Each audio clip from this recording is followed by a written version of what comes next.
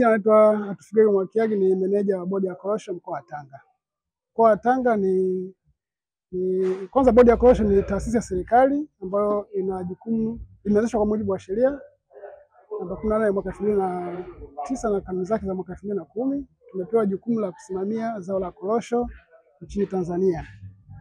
Na nikijielekeza kwa mkoa wa Tanga, Tanga ni sehemu ya mikoa ya asili inayolima zao la korosho.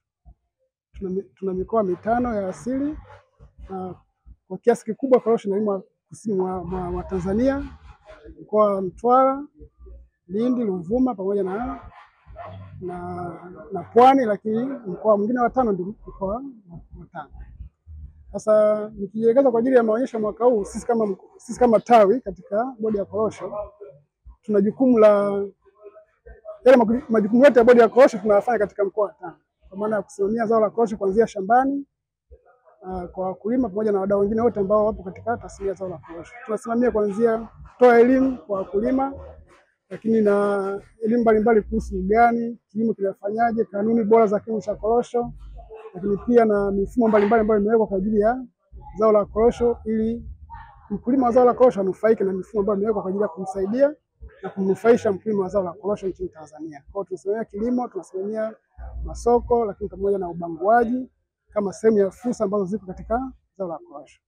Na kwa mkoa wa Tanga korosho inalimwa katika halmashauri 9 kati ya halmashauri 11 za mkoa wa Tanga. Korosho hailimwi katika halmashauri ya Bumbuli na Lushoto kwa sababu halmashauri hizo ziko katika uwanda wa juu na korosho inahitaji katika uwanda wa chini wenye joto na joto la wastani pamoja na mvua za wastani. Kwa hiyo na sasa tunasimamia kwa maana ya kutoa elimu zote katika kilimo, katika ubanguaji, katika masoko, na tunawafikia wakulima au pamoja na wadau wengine wote kwa njia ya kama hivi vyombo vya mawasiliano, nyinyi waandishi wa habari, lakini redio pamoja na mafunzo ambayo tunayatoa kwa wakulima, lakini pia tunasaidiana pia kwa karibu sana, tunafanya kazi na mamlaka za serikali za mitaa. Kwanza kabisa ili tuweze kumfikia mkulima, tunachokifanya kwanza sehemu kubwa ni kwanza kuwatambua wakulima, kwa maana kuwasajili ili tuwajue wakulima wetu ni kina nani, na tukishawajua maana yake yani kwa maana kuwasajili mkulima pamoja na taarifa zake zile binafsi za kilimo, kwa maana yeye anapatikana wapi, lakini shamba lake liko wapi, lina ukubwa kiasi gani, ana miti kiasi gani. Kwa hiyo tunawasajili, baada ya kuwasajili pia sasa tunawapelekea huduma zile za ugani kwa maana ya elimu, lakini pia na wale maafisa kilimo. Bodi ya korosho pia ili kusaidia kuongeza nguvu kwenye ugani. Bodi ya korosho mwaka huu